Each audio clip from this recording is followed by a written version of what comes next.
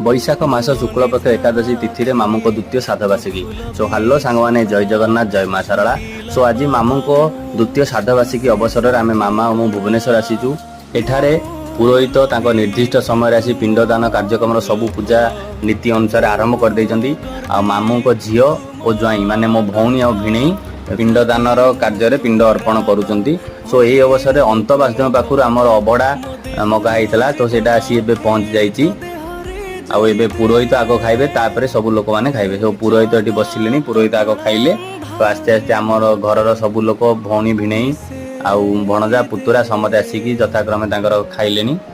सो eighty आसीगला मो थाली अबड़ा डाली बेसर खटा आ लंका लेमु जेते न चकड़ा होता अबड़ार मजाटा आसीबनी। सो ये आम कुनी भणजा देखो केते दुष्ट हो ताको धरिकी बसी खोया पड़ती। एमती आम आज दिन टी पालन कलु ठाकुर प्रसाद पाइलु बहुत खुशी लगला बहुत आनंद लगला। सो रही जय जगन्नाथ।